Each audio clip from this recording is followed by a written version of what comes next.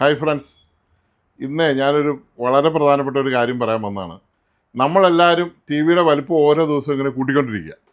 24 നമ്മൾ 21 inch picture to T വിയിലാണ് നമ്മൾ ആദ്യം കണ്ടുകൊണ്ടിരുന്നത്. ഇതാണ്ട് ആ ടി വി ഇവിടെ കണ്ടിരിപ്പുണ്ട്.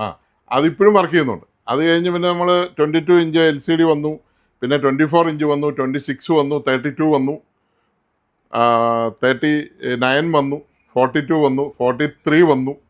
ഇപ്പോൾ ആണ്ട് ആൾക്കാർ ഇത് കണ്ടോ, ഒരു ടി വി ഞാൻ പരിചയപ്പെടുത്താം. ഇത് സാംസങ്ങിൻ്റെ ഒരു 55 ഇഞ്ച് ടി വിയാണ്.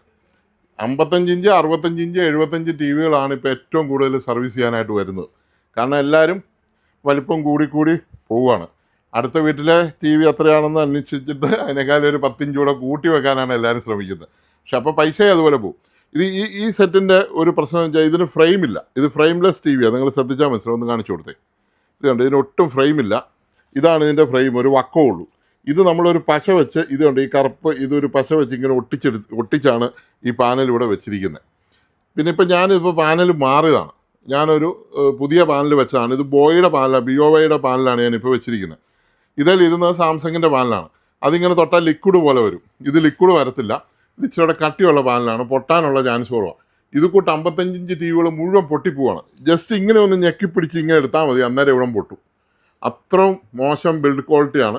അപ്പോൾ വലിയ ടി വികൾ എടുക്കുന്നവരെപ്പോഴും കുറച്ച് പൈസ ബാങ്ക് ബാലൻസ് ഉള്ളവർ എടുക്കുന്നതായിരിക്കും കുറച്ച് നല്ലതെന്ന് എനിക്ക് തോന്നുന്നു. ലിക്വിഡ് സ്പ്രെഡ് ചെയ്ത് പോവുകയാണ്. പൊട്ടുന്ന പുറത്തുനിന്ന് ചിലപ്പോൾ കാണണമെന്നില്ല, കാണുകയും ചെയ്യാം. അത് പൊട്ടിൻ്റെ ആഴം പോലെ ഇരിക്കും. അപ്പോൾ അതുകൊണ്ട് എപ്പോഴും ശ്രദ്ധിക്കുക, ഇങ്ങനെയുള്ള ടി വികളുള്ളവർ, കൊച്ചു കുട്ടികളോ ആരും ഈ ടി വിയുടെ അടുത്ത് പോകാനോ തൊടാനോ പറ്റാതെ എന്തെങ്കിലും ഒരു ബാരിക്കേഡ് വെച്ച് ടി വി വെക്കുകയാണെങ്കിൽ വളരെ ബെറ്റർ ആയിരിക്കും എന്ന് പറയുക. ഇത് ചുമന്ന് ഞങ്ങൾ മടുത്ത്, പാനൽ മാറി ഞങ്ങൾ മടുത്തു. അതുകൊണ്ട് നിങ്ങളതൊന്ന് പറഞ്ഞെന്നുള്ളൂ. അപ്പോൾ എല്ലാവർക്കും ഹാപ്പി ഓണം. പൊടി പിടിച്ചാൽ തുടയ്ക്കുകയും തൂക്കുകയൊക്കെ ചെയ്യാം. പക്ഷേ വെള്ളം ഉള്ള വെറ്റായിട്ടുള്ള തുണി വെച്ച് തുടയ്ക്കരുത്. പിന്നെ നമ്മൾ ഉണ്ടായ ഒരു കൊച്ചിനെ എങ്ങനെ തുടയ്ക്കുമോ അതുപോലെ തുടയ്ക്കാവുള്ളൂ.